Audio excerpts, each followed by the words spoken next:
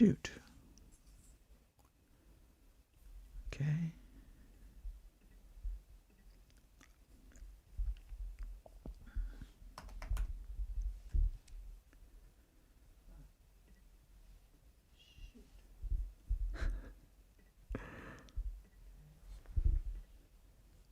Here we go. I think we're on now. Is it working? It's so weird. Okay.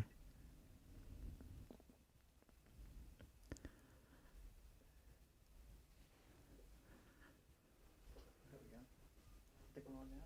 Is it working?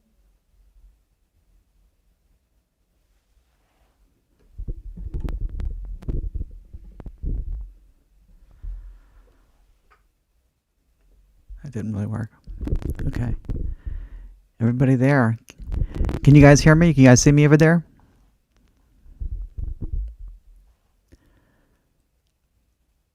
Yes? Oh, awesome. Great. Awesome. It gave me like an error thing, so I wasn't sure. Okay, last question. Can you guys hear me okay?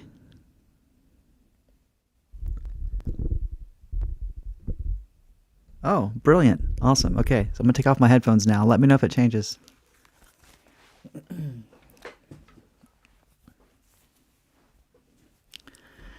Awesome, awesome, awesome. Yeah, I came on a little bit early because I wasn't sure if I was going to run into any problems. So I wanted to just see if there was a problem, I'd be able to restart again at 9 o'clock and, you know, make it work that way. Actually, it was better with the headphones. Let's see. All right. Okay, excuse the glasses. I'm going to have to, so I can see you guys here a little bit. Excellent. Fantastic. Christine's in the house. Molly's in the house. Tina Marie's in the house. What's up, guys? Should say ladies. Welcome, everybody. Well, thanks you guys for showing up. We'll wait a couple more minutes until 9 o'clock since I came on here early. Is that okay with you? Hello from Pennsylvania. Awesome. Thanks for coming. So I have really nothing prepared. So we're gonna wing it through this, okay? But it'll be really cool, I promise. Thank you guys for showing up. Where's everybody from? We have Pennsylvania. Who else?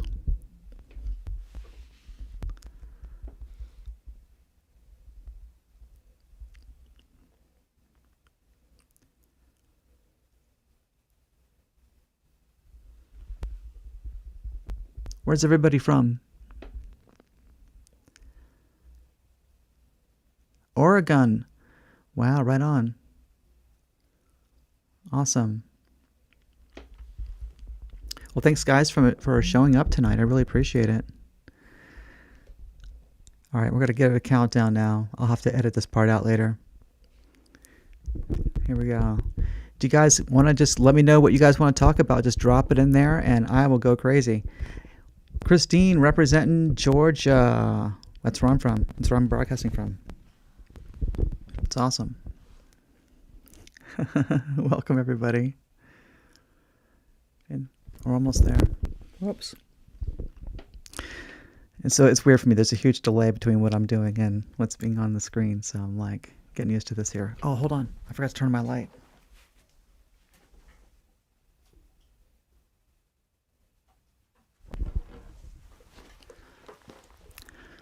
All right. Here we go. I'm in Atlanta, Georgia. Representing the dirty South. Right on. Well, thank you guys very much for showing up. I wasn't sure if anybody was going to show up for the very first one. And the whole idea behind this is, Ford's Playground is like kind of a place for people to come and talk about all the existential stuff going on that kind of accompanies Phi Tribe, but isn't necessarily what Phi Tribe is about so much. Phi Tribe is about helping you get to the still point and get centered and get rested. And but there's something that comes out of that, which is a kind of an awakening and they kind of go hand in hand with each other. So I wanted to have my personal channel be the place to go where we can talk about that stuff, because it's really, really deep stuff. And it could be a little bit kind of strange and kooky for the people who are over in the sleep world, which is what Phi Tribe's kind of turned out to be. And we tried doing a Phi Tribe podcast over there. And we have 137,000 subscribers, 138,000, I think, now. And the podcast would do okay. We would get, a few thousand views for them. And we only had a few, maybe several months, maybe 10 or 15 shows. But the algorithm was really, really hurting the channel really bad. So we had to stop. And now we're kind of considering if we're going to start that up again. And if we are, maybe it'll be its own channel.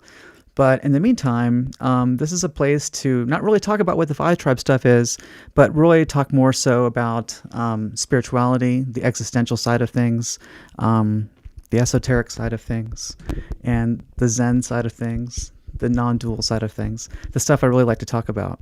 And hold on, I froze. Oh no! Am I still frozen?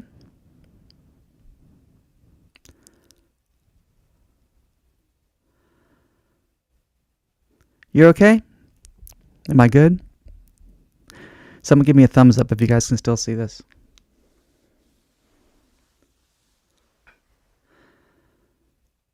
Awesome, I think we're back. No? Give me a thumbs up.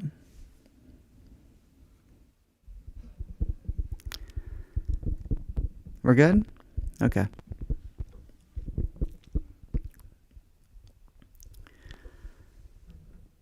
Okay, right on. So anyway, really what I wanted this to be is, rather than it be a podcast, be a place for people to kind of have a conversation about this stuff, which I thought would be super, super cool. Oh, you guys rock. Right on. Appreciate it. I watch a lot of YouTube. I also am very, very, very much into spirituality and the pursuits of higher consciousness. It's the driving force in my life, not just in my personal life, but also my professional life, which is how I've emote all of those vibes into the music that I create. And all that, I've seen a million shows about spirituality. People just sitting in front of a camera and talking, or selling their book, or selling their spiritual course or yoga course, whatever it is. And I really wanted to do something different, something that was more like spontaneous in the present moment, and not really with an agenda, other than to say, wow, look at this miracle that is taking place. And what is that? What is happening? What is this thing that's happening? And we're all caught up in it. We're all so caught up in the idea that this is life, and we go to our job and we do our thing, or we raise our kids, and we just get sucked into it, right? And we totally take it for granted that out of nothing came this. With all of its imperfections and all of its majesty, all of its love, all of the horror, it's here. There's this thing.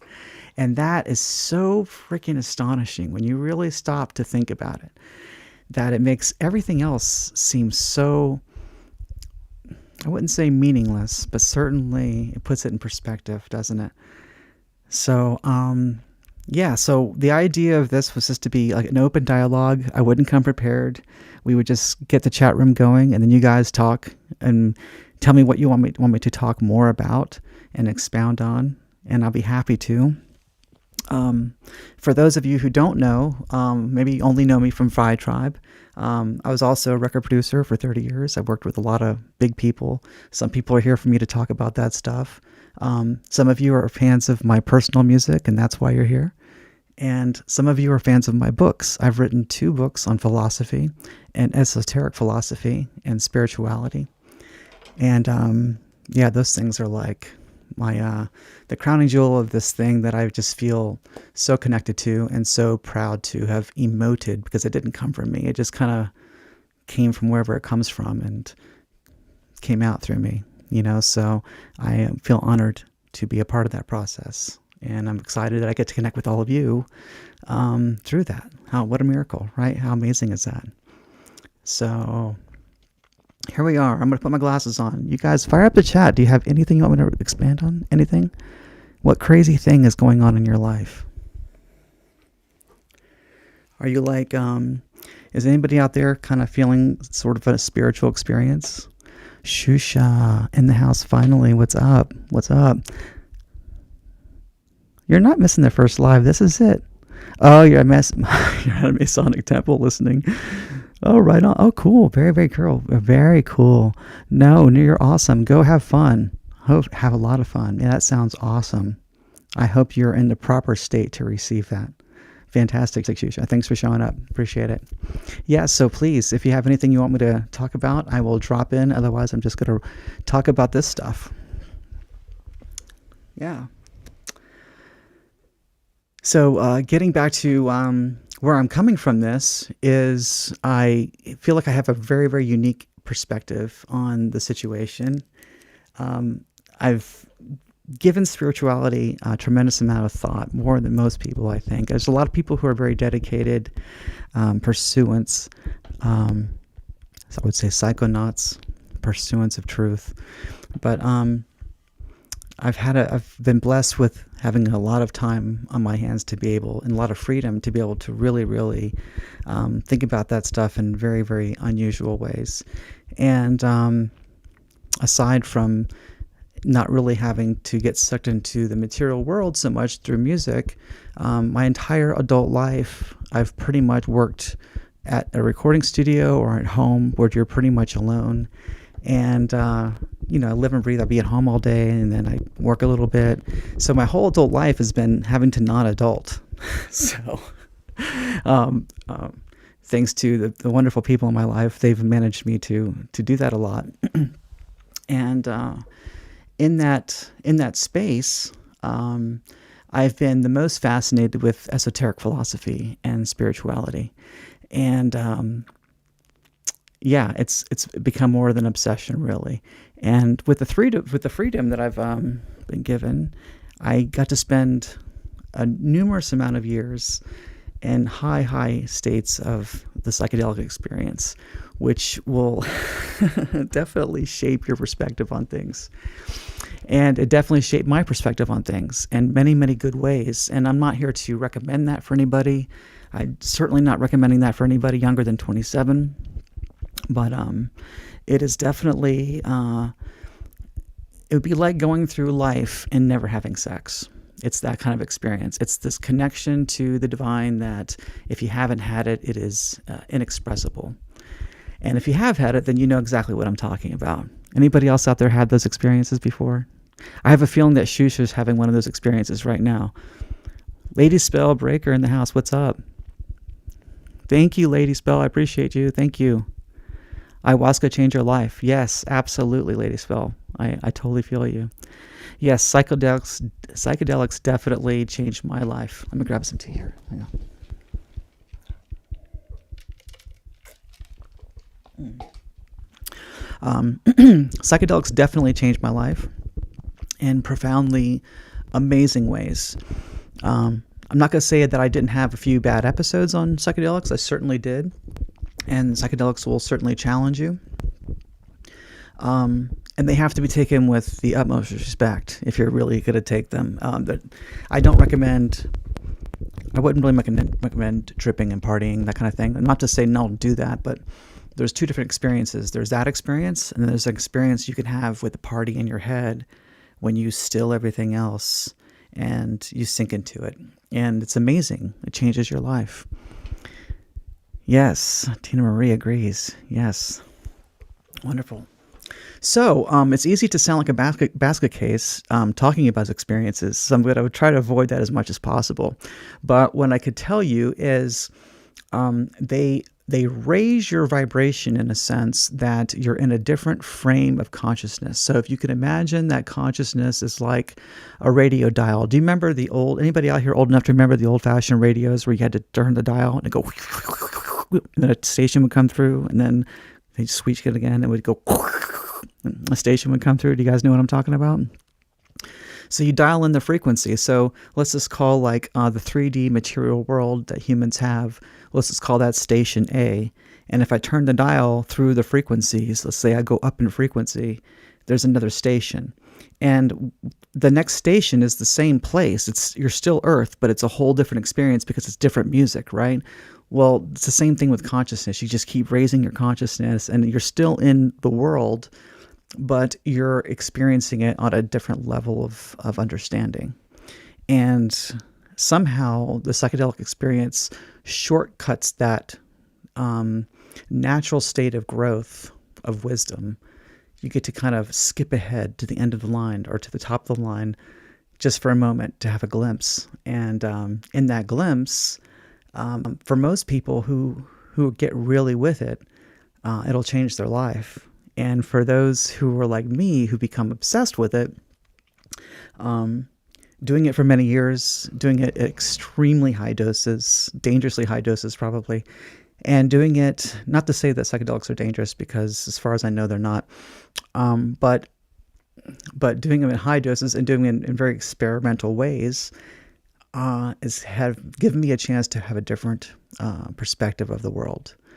And yeah, and so I've written 2 books as a result of those experiences.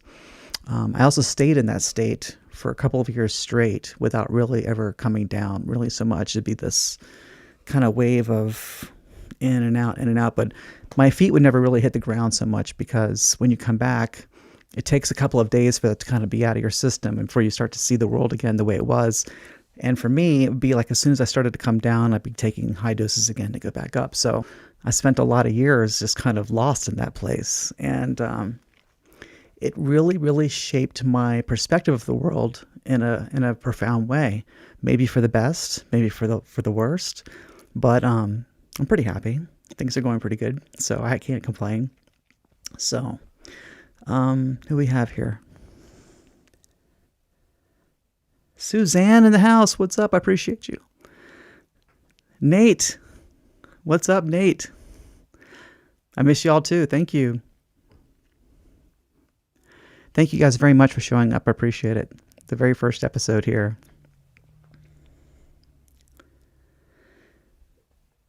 So, where was I? So I'm just kind of telling my little wrap up of my story and my perspective. So I had the crazy psychedelic experience, and I'll get into all of this on another episode sometime. And aside from all of that, part of the reason I was so pursuant and, let's just say, reckless in my pursuit of doing things, I was definitely not a happy camper for most of my life. I was experienced being transgender since as early as I can remember anything. And anybody who's been transgender knows that it's not a fun ride. It's not a pleasant ride. It's a very uncomfortable feeling with life, uncomfortable with your body, uncomfortable with everything. And that misery, it's that misery produced a very, very unique and amazing life.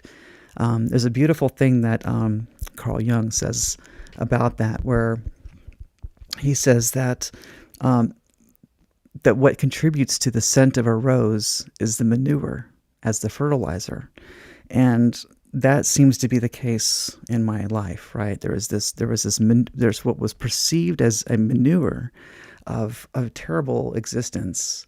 And out of that, I became a reclusive teenager, which made me get pretty good at music and good at programming music and music production. And that came from being a recluse. That came from being a total nerd. And I'm not saying that you have to go through that to be a good musician, but, there's always that one thing that's kind of driving you for that. And it also pushed me to do so many other things. I wouldn't have pursued psychedelics so hard had I not been... Hold on. My mouth is so dry today.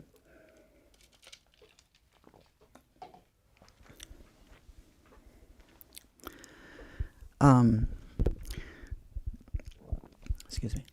I probably wouldn't have pursued music as hard as I did had I not been for those experiences.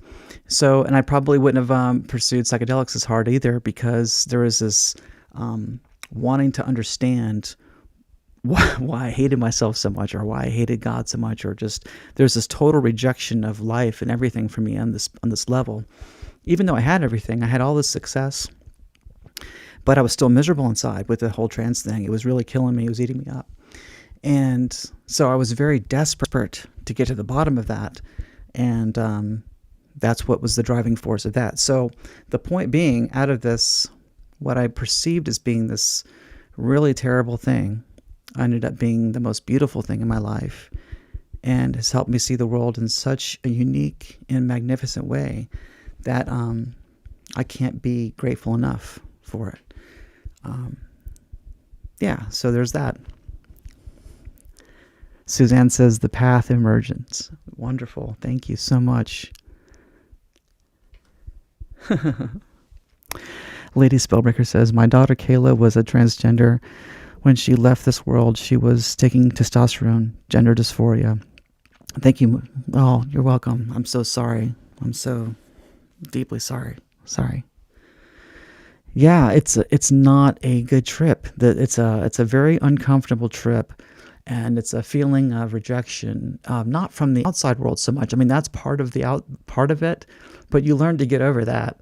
It's the self-rejection that's the hardest part, and it seems to be really, really difficult to control and get your head around. Even through awareness, I can be still with meditation and get right with my mind.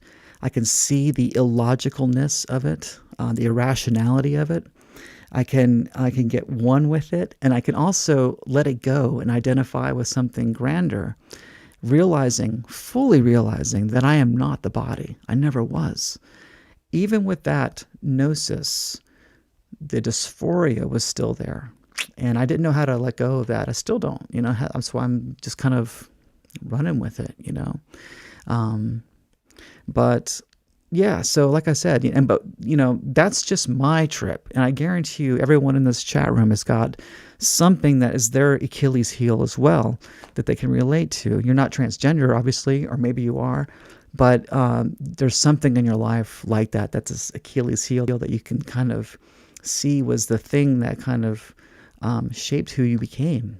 And how amazing is that, It's a beautiful thing.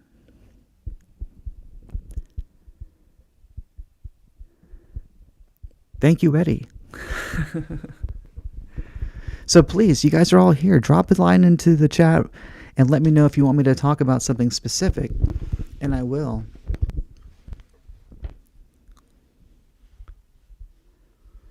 So who else, by show of something in the chat, give me a heart or something, feels as though they're waking up or going through some sort of awakening process? You guys all kind of going through that? Or do I sound like a crazy person? Yeah.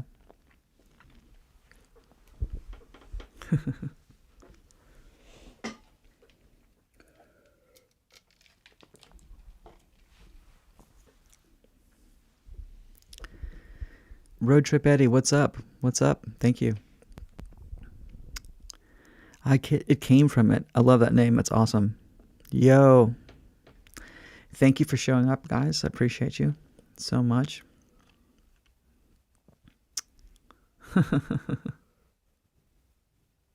Yes to awakening? Yes, right on. Right on.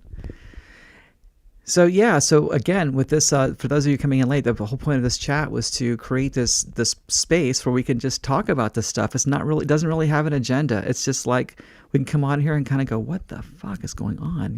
What is this thing? What is this thing?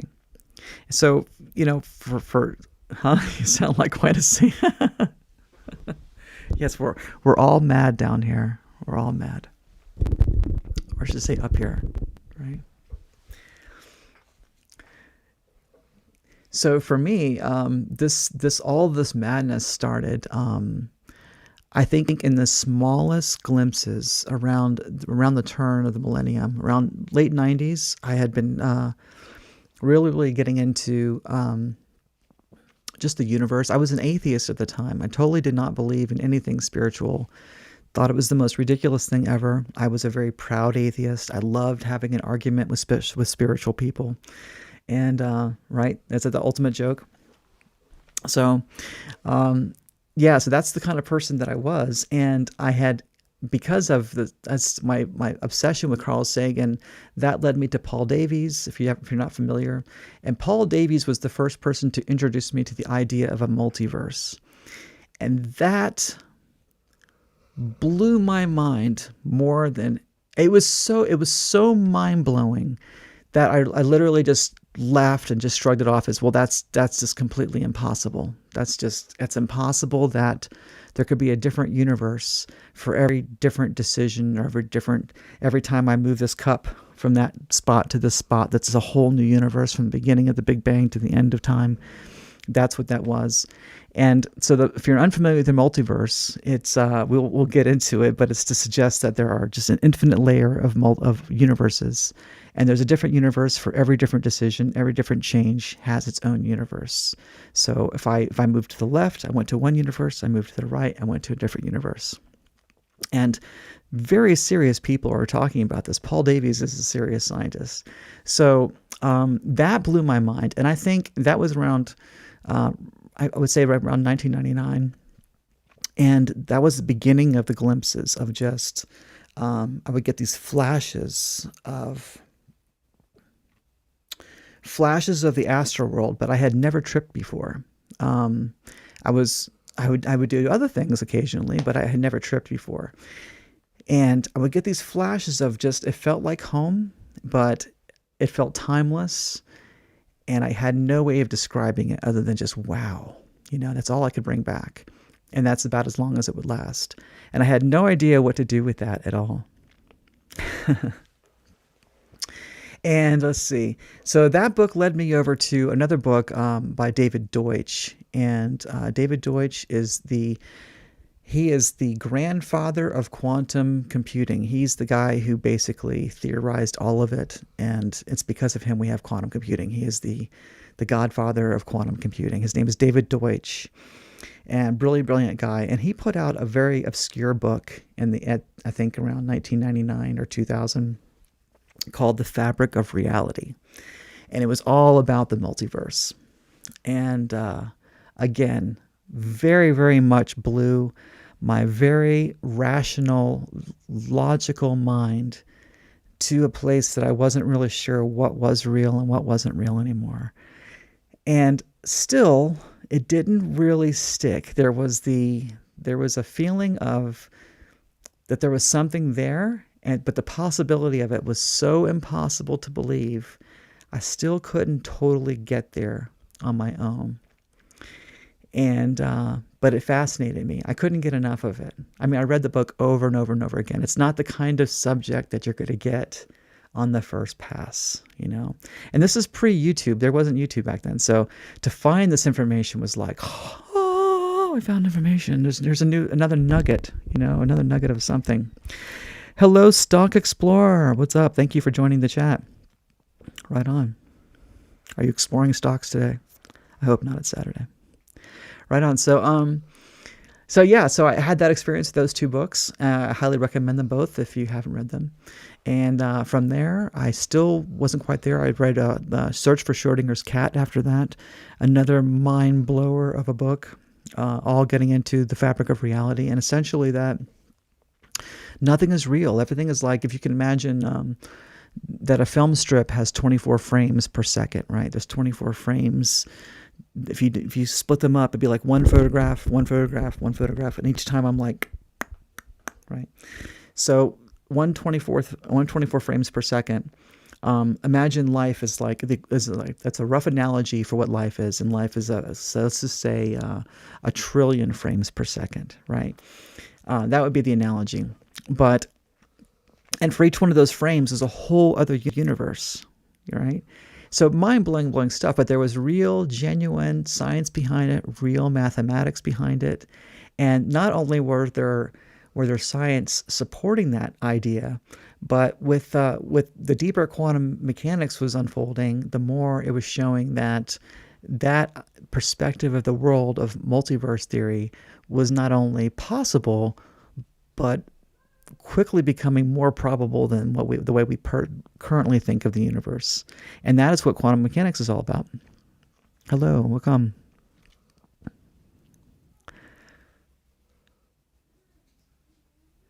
So your awakening was through deep meditation?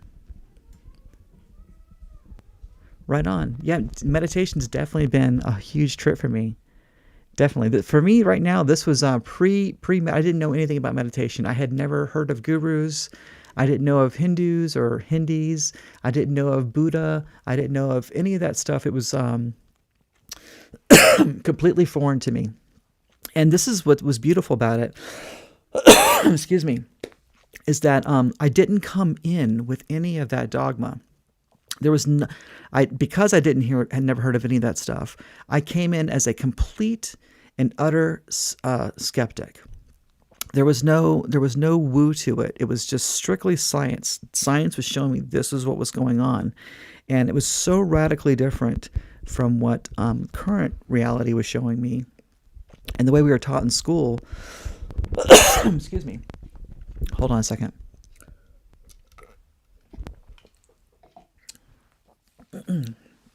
So different from the way I was taught in school that it was baking my noodle is all I can really say. So if you haven't noticed by now, I'm the type that gets obsessed with things. So as that was happening for me, I was getting more and more obsessed with this idea. And at that time of my life, I was at the height of my musical career. So a lot of crazy things were happening in my life. So I'm reading all these books about how scientifically we can prove that nothing is really real, and at the same time, my career was blowing up. I was having hit records. I was all over the radio. I was touring. I was singing. I was playing in front of thousands of people every weekend. So my life was becoming very surreal, and that was mind blowing to me. Instantly, I was making this connection. And I don't think that most people would be able to make that connection had it not really happened, or maybe when that begins to happen for you, that's the kind of result. I don't really know, but it really was like hitting me in a very, very profound way. And that was when I began writing my books. I started writing the first book called Becoming God. Mostly because, again, the internet was very, very new back then. There was not a lot of stuff, and there was probably a lot of stuff, but it was very difficult to get. This is like pre-Google. It was pre-finding things was kind of a trip, and so there wasn't a lot of information out there. So I wanted to kind of gather my own thoughts about what I was perceiving by reading all of these other crazy books, and then kind of summarizing them. And I didn't have an intention to write a book like for other people. This was just for me to kind of put it in front of me, because the idea is so simple. I was coming from a world that was very, very complicated, and the truth of the world is so simple. It required this devolution, this demolition of life and all of my preconceptions about what reality was. So for me, it was hard. I had to write a lot of stuff out, and after I wrote all this stuff out, I started to see that I had a really good book. I already had like 50 pages written, and I was like, wow, I just write like another 40 or 50 pages. That's almost a book, And so I went ahead and did that, still never having psychedelics. And the book was called Becoming God. And the whole idea of it was that I was an atheist, and here I was having this understanding of God as a singularity. And that was a very revolutionary thought. So that was the premise of the book. And the first one went out. It had about, I think I had a 99 pages or 96 pages, something like that. And I mostly it wasn't really about trying to sell the book to get a publishing thing or anything. I was already really fully established in music and living my dream doing that. So I didn't have time to go be a writer or anything, or a want, I was really already happy. But I really wanted to, so I went to like Kinko's and I printed out a bunch of copies of the book. And I mostly just kind of gave it out to my friends because I was bored to death with the other conversations. And I couldn't have this conversation with them because it was too crazy. And I knew that most of them would be really, really into it.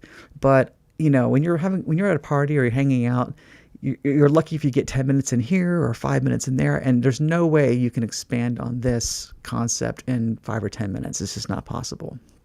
So in order to have this conversation, I decided to give this book out to people and let everybody read it, and we can all sit down and talk about it. And that was how that whole book came together.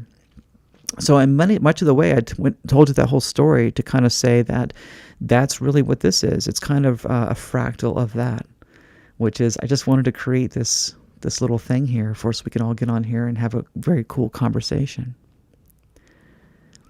Is anybody back there? Give me a thumbs up. Or drop something in the chat and let me know what you want me to talk about. Otherwise, I'll just keep going on with this story.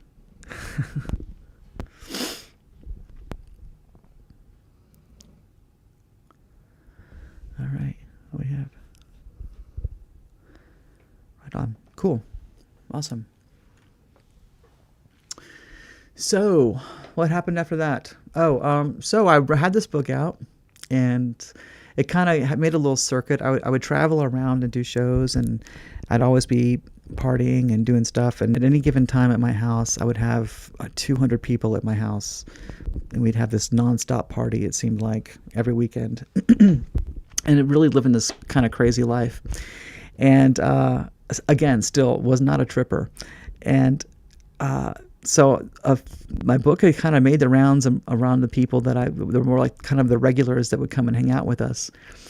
And it got the attention of another cat.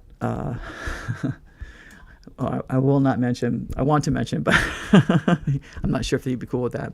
And who read the book, and he was blown away by it. And he was like, "Hey, you should try some of these." And he handed me a couple of tablets.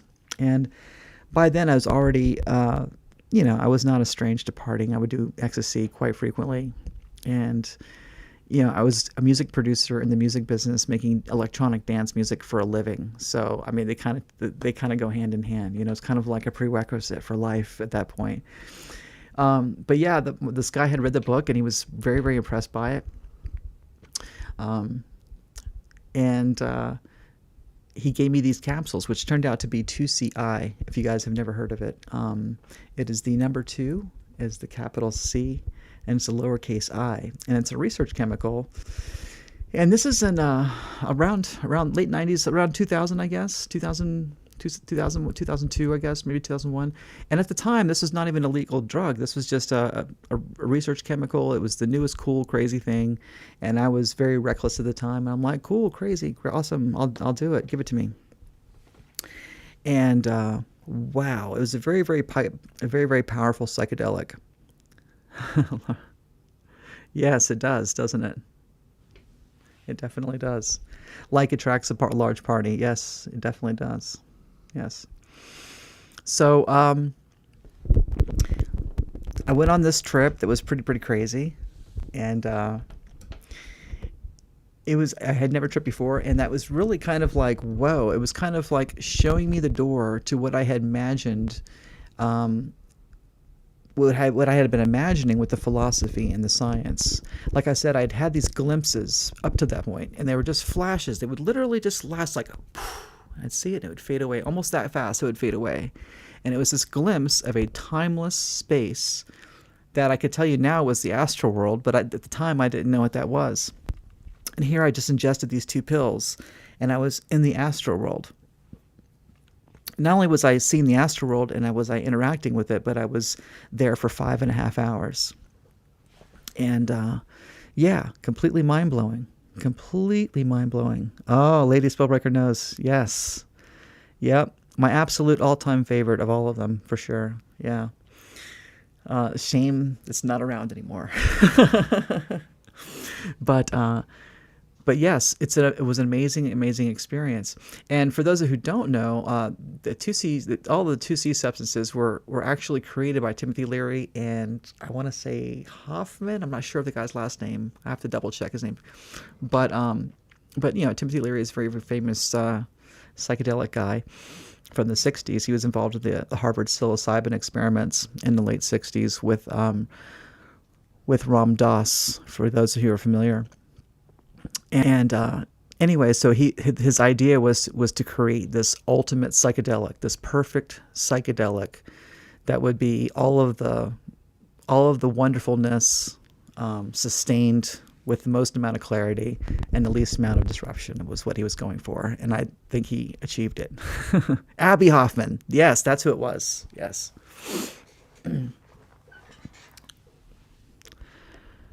Right on, everyone. How was your awakening? Yes, please jump in here. I want to hear everybody. I don't want to be the only one talking. So please, you guys get in here, jump in here, and I'll read it over the mic, and we'll all have a conversation. That way, it makes it more chatty, more fun for me.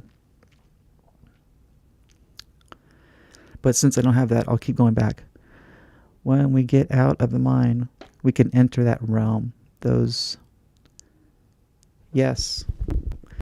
two C1s make their air kaleidoscopes. You know, it sucks. It has heart, and I can't see behind that. There we go. Sorry. I will get better at this. Bear with me. Yes, absolutely. It's very, very amazing experience.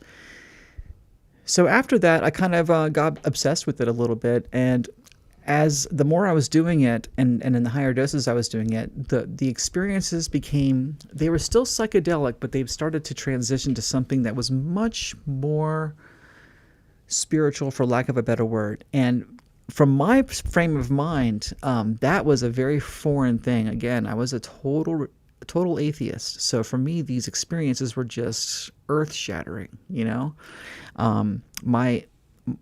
Myself was very rooted in science and all of that stuff. And here I was having these experiences that were very, very counterintuitive in every single way.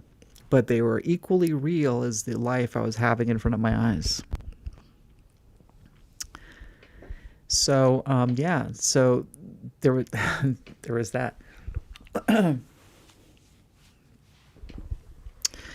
And as the experiences became more and more spiritual and meaning, suddenly my attitude about it changed. And my attitude was, everybody needs to get out of my house in the most polite, loving way. Probably not back then. And I just needed space from work. I needed space from everything to really dive into this and see what this was. Not in a crazy crackhead way, but in a, no, let me prepare questions. Let me prepare my mind for what this experience is and go into it with like an inquisitive nature and see how deep the rabbit hole goes.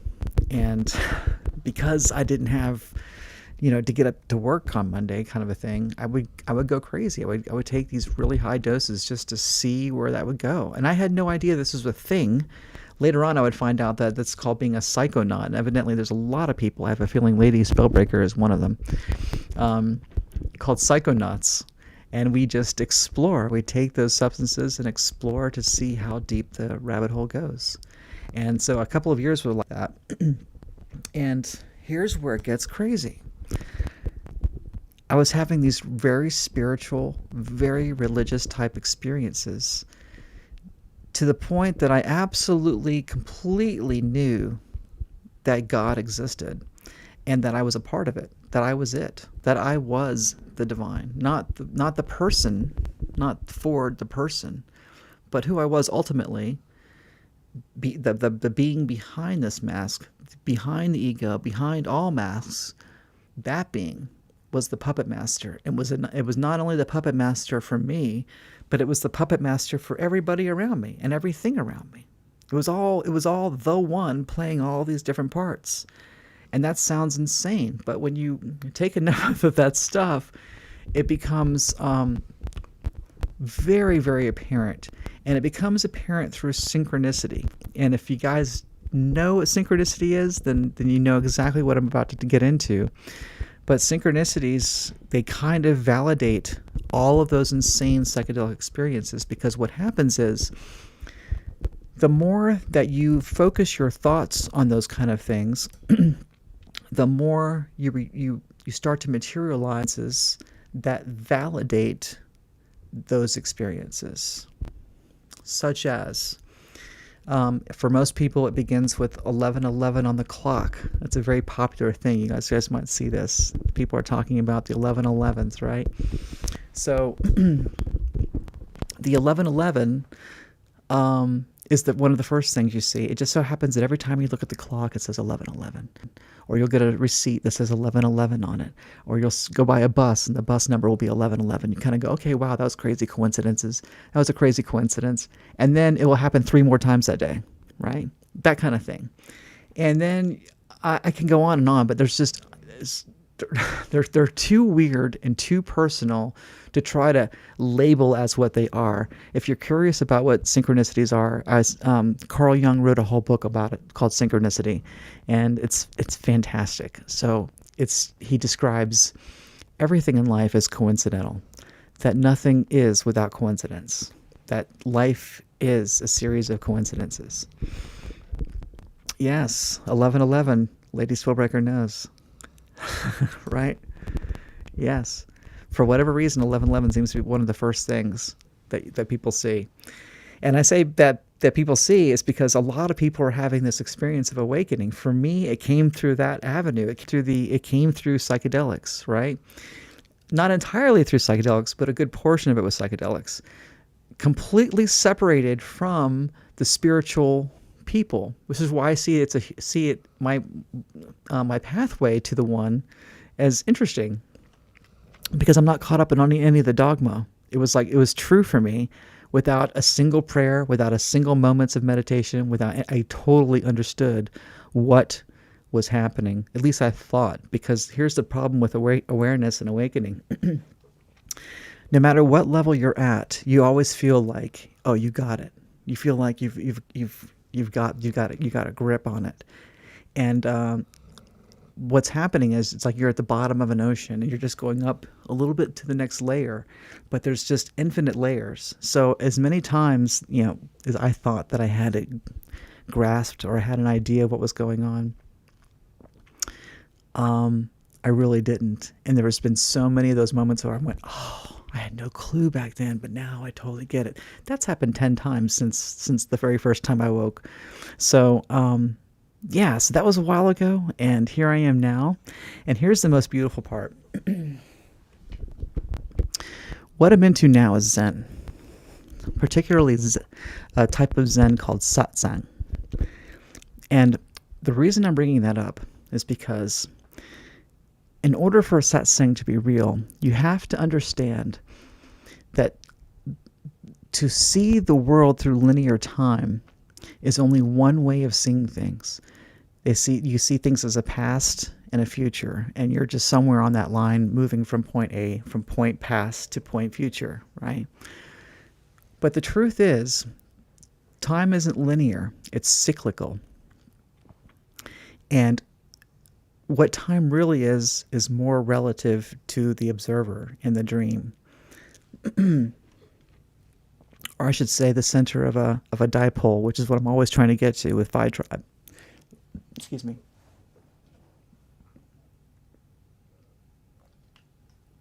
You guys having fun? I'm going to take a break so I can read this real quick. Hold on. Cheryl, what's up? Hi, my mom and my son did this 11:11 at all at the same time last week. Every time at any of the clocks, it was that time. Yes, it's very weird, Cheryl. That's it's very common on the awakening process, for sure. Hey, comrades of consciousness, arriving back. Awesome, Shush is back. Lady Spellbreaker. Ever since ayahuasca, I had been quite shocking to say, at least I nearly died in a fire. Then my daughter transitioned to the spirit world, but now I see it all. Yes, absolutely. See what I mean? Like, as soon as you start going down this path of awakening, it just seems that life gets very strange. It's like the story of Alice in Wonderland, and she goes to that door, and as soon as she goes to that door, or takes that pill rather, it's like everything is totally different after that. Yeah, I totally get it. Thank you. I was going to take a moment and just say thank you to the 11 people watching right now. Thank you, Lady Spellbreaker, for pointing that out. See what I mean? Right? What are the odds? 1 in 11. So... Yeah, very, very fascinating. So what I was getting back to with satsang is that it is a meditation practice of bringing yourself to the eternal now. It is coming back right to the point of here and now and realizing that everything I just told you about my entire past, all of that stuff from the 2 decades getting here, all of that stuff is an illusion created right here, right now, just in that moment. And there's another part of me that's anchored in an idea of where I'm going into a future me. And the idea of that future me is something that the ego, just imagine the ego has arms, right? The ego is kind of holding on to this thing, right?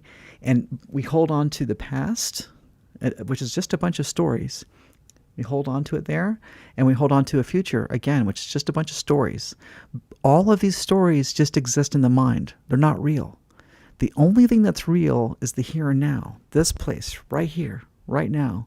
It's the now before your eyes, wherever you are.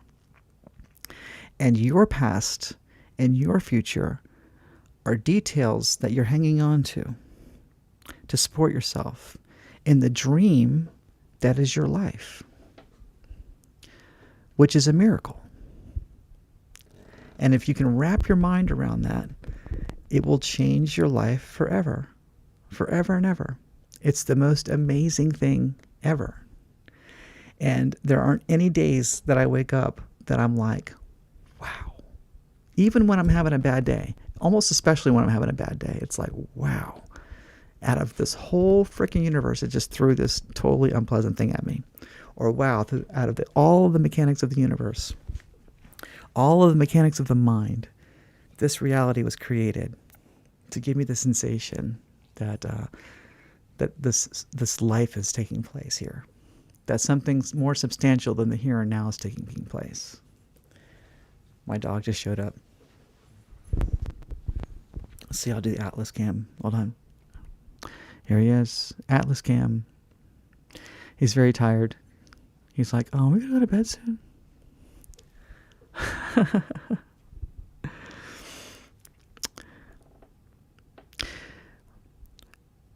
Ronna says time is going fast and slow. Yes. Yes, definitely. There's definitely a sensation of time changing, right?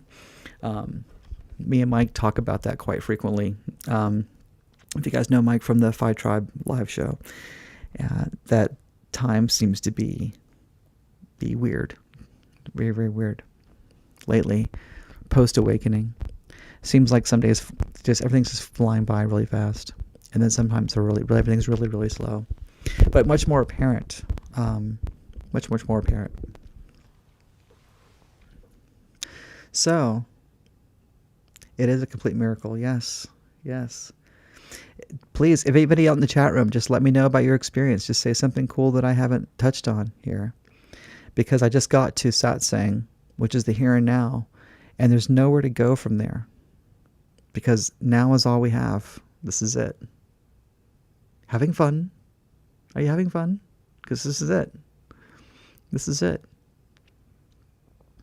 And when you're on a path of awareness and you're in the state of seeking, you have to recognize that it's the ego who's seeking, and there's nothing wrong with the ego seeking. That's the job of the ego. The ego's job is to do its thing and carry the consciousness through life and through thoughts and through all kinds of things. But the ego hates this message. It hates the message of satsang, and it hates the message of Zen, because it can't do anything with it. There's nothing it can do. There's this beautiful, amazing thing happening right here, right now, for all of us, without a past, without a future, if you let it. If you can find comfort in that, which is not easy in the very beginning, and you can realize that it just is. It's just here. It doesn't have to have a reason. It doesn't have to have anything to explain why it's here, any more than your dreams have to explain why they arrive when you're sleeping. As a matter of fact, the way I kind of look at the world, and I've been practicing satsang now for a good 4 years, probably 3.5, 4 years. Another joke in itself, another Zen joke. But my feet hit the floor in the morning, and I remind myself that I'm just hitting my feet into another dream. I've gone from one dream state, and now I'm going into another dream as I awaken into this life, which is just another dream. And when I go to bed, I'm going to go to sleep. I'm going to be in the astral world again, waiting to get into another dream. And there's nothing more or less about any of the dreams. All of the dreams are equally significant as they are meaningless. Their significance is personal. It's your person. It's the way you're perceiving things. And the way you perceive things is the way the all perceives things. It's your contribution to the all. So the more you can have a unique experience, the more you're serving the all, which is a very beautiful thing. The ego hates a lot. Yes, it does. The ego loves to hate. Do I have a deep connection to my spirit guides? I would say I'm very, very connected to my higher self, and I have conversations with my higher self quite frequently. I do believe in higher selves. There's probably a whole bunch of them. There's probably a version of me at every level of consciousness, going all the way to the Godhead, to the Singularity. And yeah, each one has just a little bit wider of a frame of understanding. Yeah. Everything just is infinite and eternal. That gets rid of all the division and polarities. Yes, yes. Getting rid of all the polarities is what Satsang is all about. That's what non-dualism is all about. It is recognizing in life that you never experience anything that doesn't have a dual aspect. So whatever's going on in your life, you might have a judgment against it because you're perceiving it as one thing, but it's to realize that there is nothing in the material world that doesn't have a counterpart that is equal and opposite to what this is.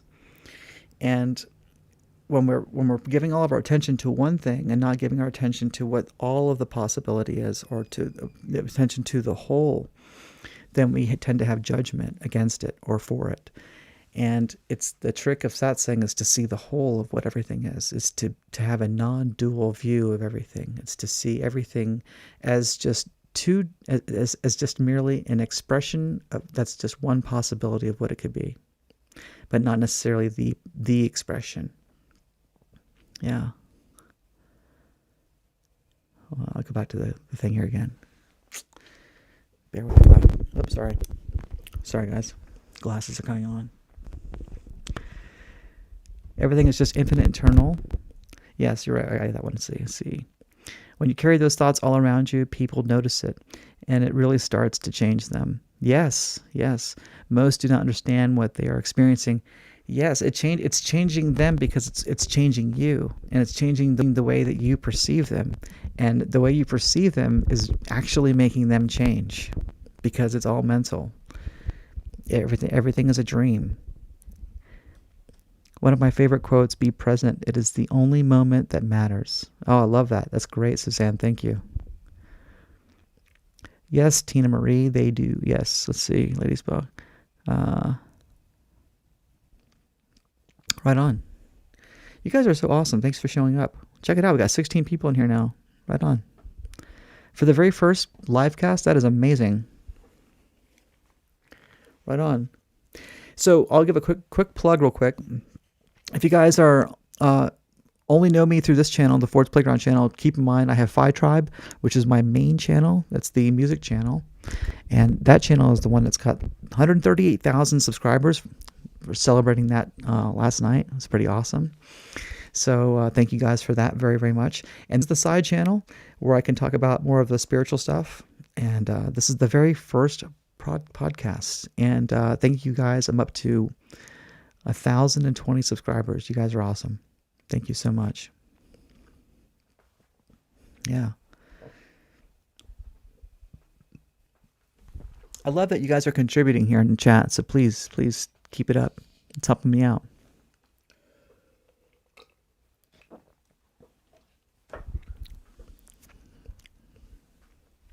I'll stick it on Atlas Cam while I take a little sip here.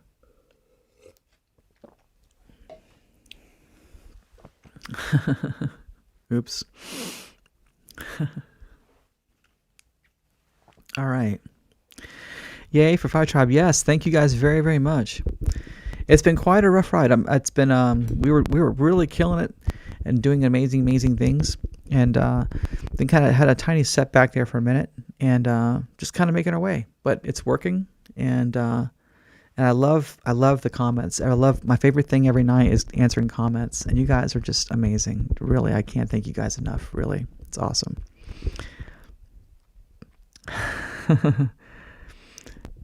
H. Anderson, thank you very much.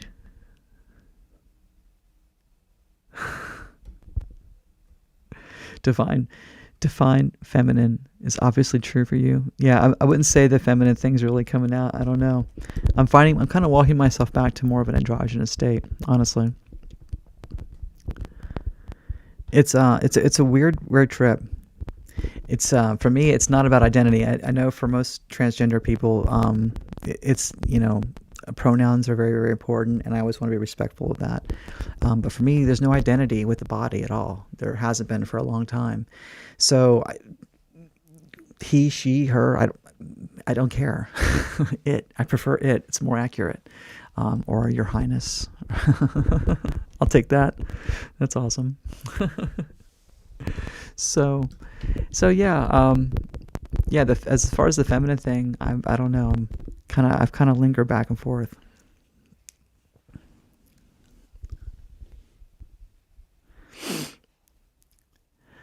Let's see.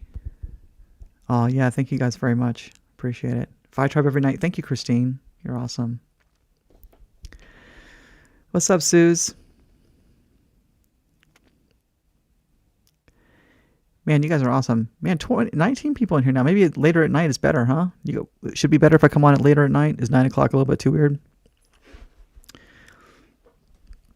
Let me know if you want me to change the time on this instead of 9 o'clock at night. So where was I? Talking about my awakening to spirituality and to all of this stuff that sparked Phi Tribe and everything else. So yeah, all of that stuff that I was just telling you, and it led to a very profound shift in consciousness for me. And I was making music. I was in the music industry, and I've worked with a lot of amazing people: Michael Jackson, Jennifer Lopez, oh God, Mick Jagger. I can just go on and on. It's kind of crazy. Sierra, Missy Elliott, Ludacris, Twista, Vetus, Mandy Moore, who else? Brandy, Natasha Bedingfield a couple of times, Craig David, yeah, I can't think of any. Shinedown, yeah, it's been pretty awesome.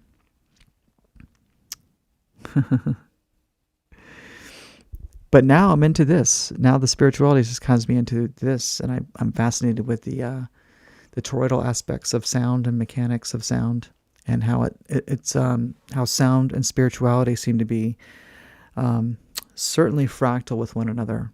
There's something there that seems to be the philosophy of the here and now, and the philosophy of esoteric philosophy seems to be perfectly perfectly coherent with everything we're doing with sound and the mathematics of geometrical sound on Phi Tribe. So I find that really, really awesome. I'm gonna get to this here. Forward or anyway, how do you get to your spirit guide? Just know that it's there. Just know that it's there. It's always watching you. Always there, always watching. Always. And just talk. And if you talk to your higher self and know that it's there, it will talk back to you. And it will talk back to you not as a voice in your head, maybe as a voice in your head, I don't know, but more than likely it will talk back to you through your experience in reality. That's how you know it's real.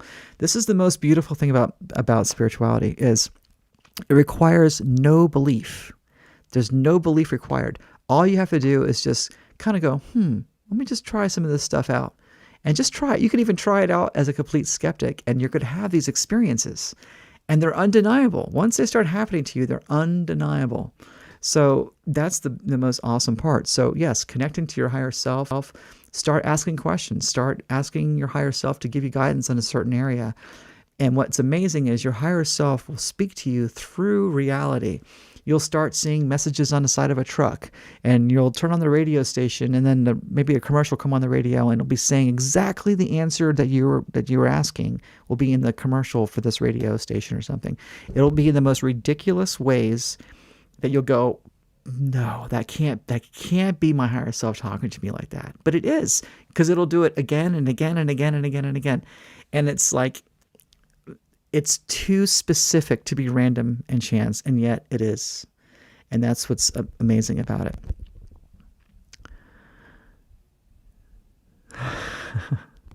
You guys are just going in. It's awesome. I love it.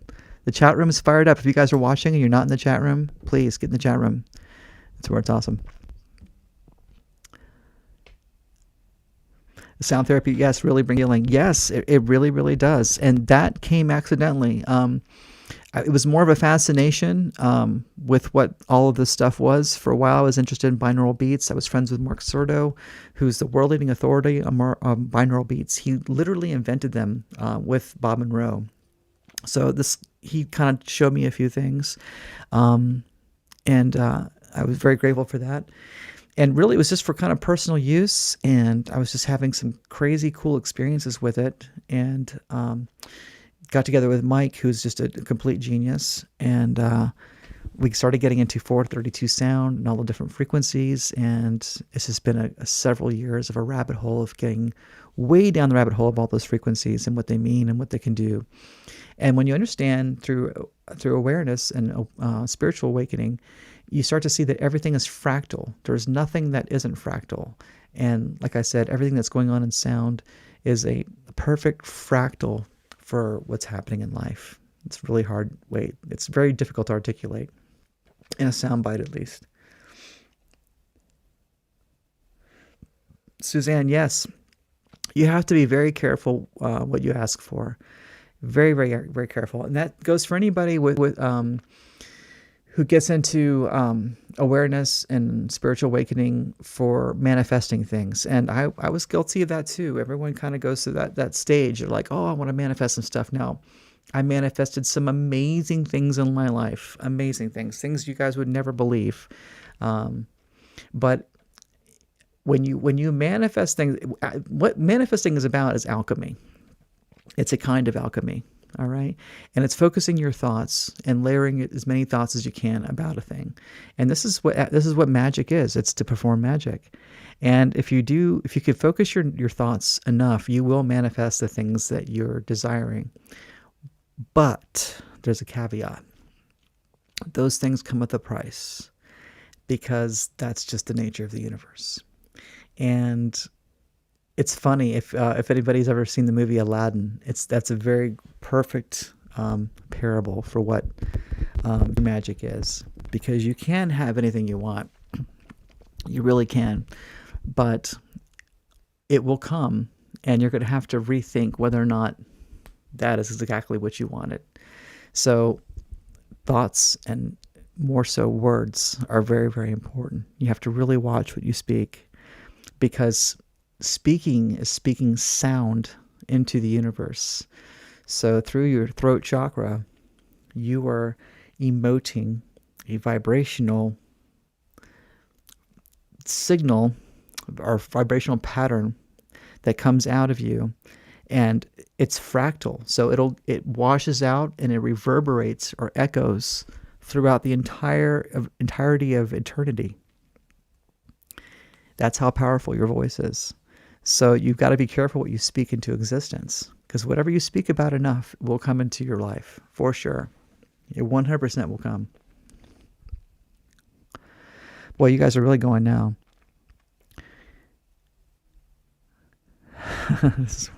Yes, thank you, Shushusha. I'll try to read these out in case you're not reading the thing. Let's see. The theme of my books, Molly's asking. Yes, the first book was very much when I hadn't really awoken yet, but I was certainly getting close to it. It was very much rooted into multiverse theory. I was way down the rabbit hole of multiverse theory, and I was an atheist at the time. So if you have somebody in your life who's an atheist, it's a great book for them to kind of get them over. But let me just say, look, this isn't about selling books. I'm doing this for the fun of it. If you guys want the books are free. They're on my channel. You can watch the audiobook for free. If you want to download the book, I'm happy to give you guys a link for it. I'm going to be putting the new book up on the channel very, very soon. I haven't done the audiobook for it yet, but the book itself is printed and out. And if you guys want to support me and buy a book, that's awesome. But please, it's not what this is about. This is about hanging out, and it's about that. So the first book is about multiverse theory and connecting that to spirituality. And then the second book, the first book took me about 5 years to write. The second book, I was already awoken. I had already totally awoken to the truth of Satsang. And then I spent 10 years writing the next book. It's all about esoteric philosophy and alchemy and I amness, the spirit within, all that stuff. So, lady spellbreakers acting. Oh, geez.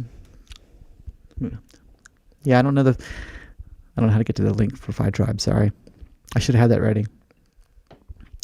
It's Phi Tribe. It's PHI Tribe. Phi Tribe. Something like that. Yeah, my keyboard here. Never mind, didn't work. Yeah, if somebody else wants to drop a link there, and then know it's on Phi Tribe, PHI Tribe. You can hear all the music. Yes, I did a lot of EDM music. There's a lot of that. That's mostly what my job was. H says, higher self, not some entity outside of themselves. Yes, it's all within you. All the higher self is you. It's nothing outside of yourself. And when you talk about spirit guides, they're you. It's just a higher version of you. And that sounds weird, but it's like all of the cells in my body have their own individuality, right? But at the same time, they're me, right? They are me. They can communicate with me. If a cell's having an issue, it can, make some pain happen or create something to get my attention, right? And I can communicate with my body. It's the same thing. You have the body is your body, right? And every cell is another part of me. But then everything in this reality is also me, right? And then my higher self is tapped into that. And then there's another collective that higher self is attached to. And it just goes on and on and on forever. We're all connected. We are all the same being, looking through our own unique eyes. It's one being with puppets playing all these different characters and creating this whole grand illusion for the mere joy of it. It's something to do.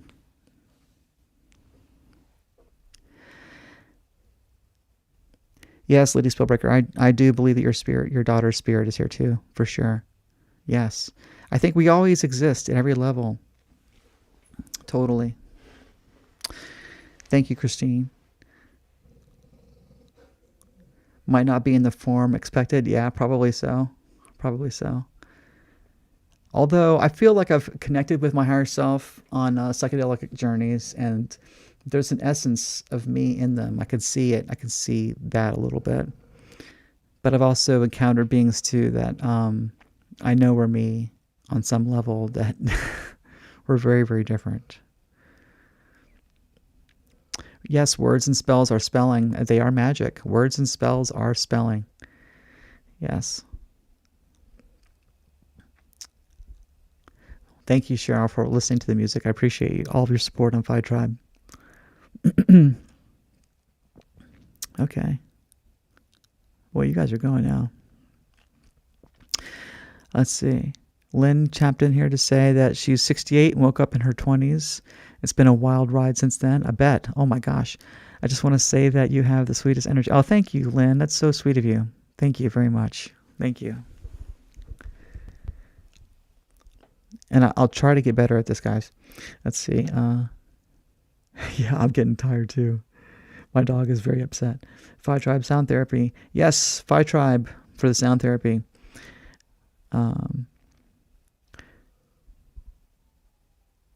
Shusha is asking about binaural beats and whether or not you have to use headphones to utilize them. Yes, for the binaural beats, you have to use headphones to get that experience. However, Phi Tribe uses more than just binaural beats. And personally, I think that the Phi component, the Phi balance component, is even more powerful than the binaural beats. And those do not require headphones. As a matter of fact, the way I listen to the Phi Tribe music when I sleep is I just play it through a Bluetooth speaker, either on my TV or through a Bluetooth speaker in my room, and it's just playing from the speaker. I also keep my phone out of my bedroom. I don't recommend keeping your phone in the bedroom where you sleep. I know that's not practical for some of you. Boy, this thing is cooking now. I can't even catch up. Let's see. Oh, thanks, Cheryl.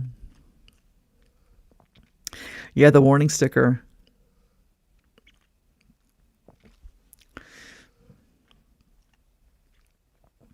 Spirits never die. Energy can never be created or destroyed, so we go on forever. Not only do we go on forever, we go on forever as us. That's the really weird part. You're always you. It always feels like you. You might look like a different person or going through a different thing, but you always feel the same. You always kind of feel like you. When you say esoteric philosophy, how do you frame that? Yes, it's a very big subject. Esoteric philosophy is a very big subject. Jeez, I don't even know where to begin with that.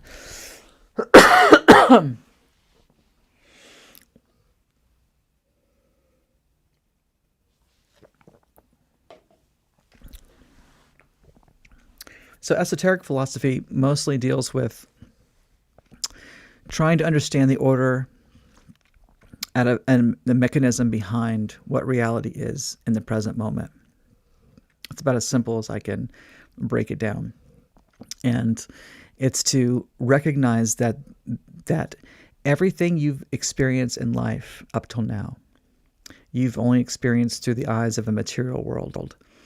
And the material world is just one side of the coin. There is a whole other aspect to reality on this other side, and that's what esoteric philosophy contemplates. And if you're trapped currently in the material realm, that seems impossible. That sounds like woo. It sounds like trying to catalog heaven, or it just sounds wooish. But when you get into the study, there's so many different ways that you can break down what that side of reality is, just simply through breaking down language to its roots, breaking everything down to what its foundation is. And a lot of what esoteric philosophy came to us through a being known as Thoth. I hear a lot of different enunciations for him, but he was Egyptian god. He has the long beak. And not to get on a tangent about Thoth, but the reason he has that long beak is he's representing this bird that eats twice its weight through this little tiny beak. And the point being is that he breaks everything down to the smallest bits before digesting it. And that's what esoteric philosophy is. It's breaking everything down to what is its essence, and then digesting it that way. And when you can do that, you can start to build this framework for what the other side of reality is. It's the best way that I could say it. Thank you, Lady Spellbreaker. I appreciate you. Let's see. Phone out of bedroom. Yeah, I just think I just rather not have that signal. There's 100% proven fact that the phone is emitting EMF, and there is not enough studies to say that is healthy or not. Traditionally, EMF is not healthy for you. And I know there are a lot of studies that say that it's perfectly safe, but I would be curious about who those studies were funded by. So I just, for the sake of whatever, I'll have my phone in my bed with me until I get tired. But once I get tired, I plug it in a different room. But it's still Bluetoothing to my bedroom. So yeah, boy, I feel like this tickle in my throat all night. But yeah, it is kind of getting late. Let's see. Susie X is saying she's always been a lucid dreamer and can make or change dreams. It's a strange at times. Yes, Susie, that's amazing that you can do that. That's awesome. I've had lucid dream experiences before, and I've had them on the Phi Tribe music, and it's been pretty amazing. Now, for me, lucid dreaming, I've gotten to a place where I can wake up in my lucid dream and realize that I'm dreaming. Here, for example, I'll tell you my last time I had this lucid dream. So I used to have this awesome car that I was very much in love with. I used to have this Dodge Viper, and it was like my baby. I used to do nothing but take it to car shows and drive it around and rub it with a diaper. You know, it's like my favorite thing in the whole wide world. And after my divorce, I had to sell it. Unfortunately, it was very sad, soul crushing. So I had this dream not long ago that I was in my car, and this car had a very distinct sound to it. It was very rough. Everything in the car would shake when it was on, and it smelled like racing fuel because it was convertible, and it was very hot. There was nothing nice about this car. It's very much our legalized race car. But so I'm having this dream, and I'm in the driver's seat of this car, and all of a sudden I'm like, wait a minute, it's impossible for me to be in the driver's seat of this car. Well, I should say first, I'm in the seat of this car. The car is shaking. I can feel the shake. I could smell the racing fuel. I could feel the sun hitting my forehead. So I'm like, I'm in my car. But there was also the memory that I no longer had the car. And as soon as I realized that, I woke up, completely lucid in my experience. And I realized that I was dreaming, and it had to be a dream. And I was like, okay, cool, I'm dreaming. So I can go anywhere I want. I could drive somewhere, I could do something. And then as soon as I decided to do something about it or do something with it, it woke me up out of the dream. So as far as lucid dreaming goes, I haven't gotten to a state. I've had several experiences like that, but I haven't had the state where I'm able to interact with it. It seems like when I interact with it, it seems to burst the dream open. So maybe you have some tips on how to sustain that. I would love to hear.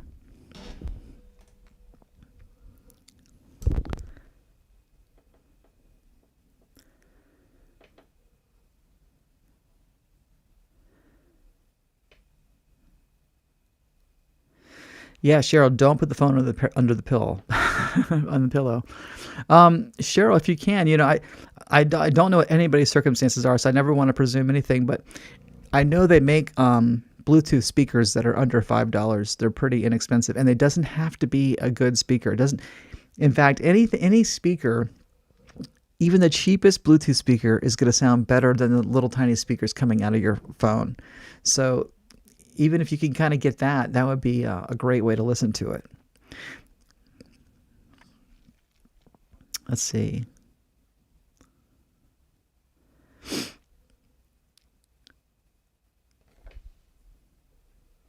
Susie, no, I've never met people in the dreams that talk to me. Maybe they do, but I haven't had the ability to really remember that when waking up. I've had the experiences. I remember I'll wake up being like, wow, that was really intense.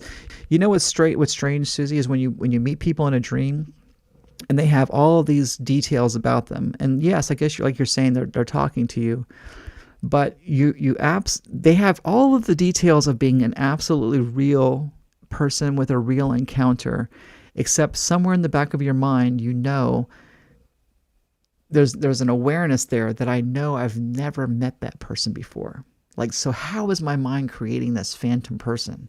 Like the person is not even a culmination of other people that I know. They're just that different and random. I'm like, where did this person come from? Like, not like it came from a person in a TV show or was influenced by this person or that person, just a random stranger.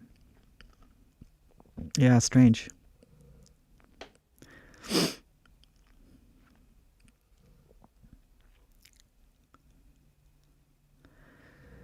So yeah, so we're still going out of here. We're like an hour and 20 minutes into this. Holy cow. You guys are awesome.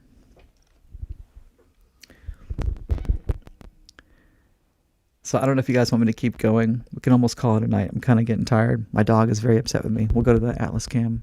Oh, he already fell asleep. He couldn't stay awake. He's done. He's done. But we'll save this for another Saturday. Yes, Susie. Yes. I'm like, who are you too? Yeah. Like, what is that? It's so bizarre, right? It's so bizarre. Yes, me too. You know, what I really want to do on this, and I want you to come back with questions next time. What I really, really want to get to, and what's really fascinating me is I'm getting obsessed with singularity here and what's taking place with AI. I find it fascinating with what's going on. And I don't find it coincidental. I should just say I do find it coincidental that the singularity is taking place during our lifetime, and it's while I'm having all of these crazy spiritual profound awakenings. It's pretty awesome.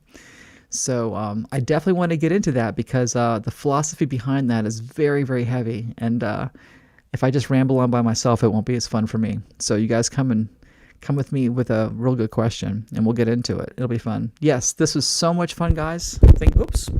Thank you very, very much. Thank you for all of the support. I'll see you guys later this week with a new sleep music. Yes. Oh, you do automatic writing, Lady Spellbreaker? And channeling? Yes, I've channeled before. Well, I was a couple of times, actually. It's a very weird experience because you know it's not you. It's very strange when it comes through. Yes. Greg Braden? Yes, I was a huge fan of Greg Braden for a long time. Yes, I still do. He's awesome. He's just, I kind of outgrew that a little bit. Yeah, if you guys want to get into what I'm really into, Satsang mostly. Do a little YouTube search on non-dualism. I'm a huge fan of Jim Newman. He's awesome. Yep. And Satsang Yoga with, I forgot the guy's name now. Shunyamurti. That's a guy I like very much. I'll find out the Sat Yogas, I think, is the channel. Very, very good. Oh my gosh. I'm just getting ready to cancel out, and then my drummer pops on here. Can you believe that? Benjamin, what's up? Benjamin Frame in the house, thank you very much. I appreciate you popping in here, dude. This is the Divine Love Mission drummer right here. This is the guy behind it. Yes. Awesome. Well, I've been on here for almost an hour and a half, and I was getting ready to go to bed, and then you popped on here, so you better have a good question, otherwise I'm going to go to bed.